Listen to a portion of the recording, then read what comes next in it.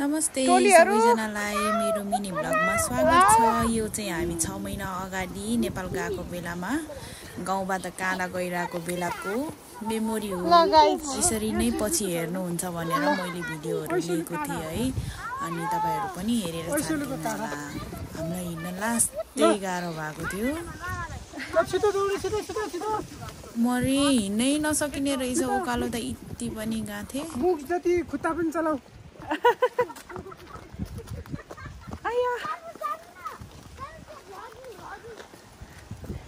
साथीभाइहरु माथितिर बच्चाहरुले सुत्दा हामीलाई हिँड्नमा जितेको छ। भगवान, यिनीहरु त कति फुर्तिलो के।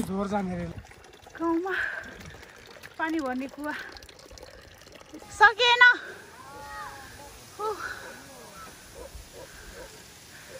बच्चापातीहरु माथि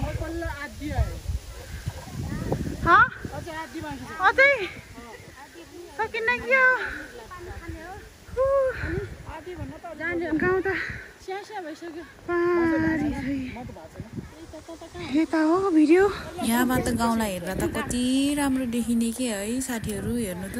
पुग्ने हो जान। आमा छोरा चाहिँ हाम्रो पुगेर पानी चढ्ने बिल्की झर्ने। पानी पो खाइदिनु। पानी खाम पानी। यहाँ पानी आउँछ नि। ओइ ल तिमीहरुलाई भिडियो बनाउनु पर्ने नाटक होइन। यहाँ प्यास लागेको अवस्था यत्रो उकालो चढेर आयो त्यहाँ तल हेर्नु।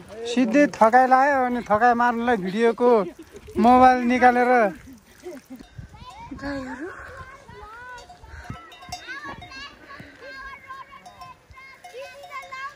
थकाइ लाग्यो हो ब्रो। सोल्टी ब्रो अघि त दाइरा खाँदै थियो त। मेरो ओठ फुटेछ है। नमस्ते। लाली गुराँसहरु बिचरा हामी सबैजनालाई थकाइ लागेर कसरी बसेको छ। यहाँ चाहिँ कति राम्रो हावा चल्ने रहेछ के साथीहरु। डाँडामा भएर पनि होला, एकछिन डाँडामा हावा खानुको मजै बेग्लै छ। कति राम्रो ठाउँ है, हेर्नु त। वाउ, लाली गुराँस। यहाँ त एकजना दाइले त है कति ठुलो भारी बोकेर जानु भएको के। हामी त हेरेको हेरे। म त हिँडिरहेको नि। खाली हाडीले तपाईको त के हो दन्दा सन्दा समातेर। दुगो हिँडिरहेछ म त अलि। दन्दा पैसा हो जहाँ सिधा जको बा। अयो हामी त धन्दाले बिना दन्दा। अब रिङ्गुली साफु। ए दिकर।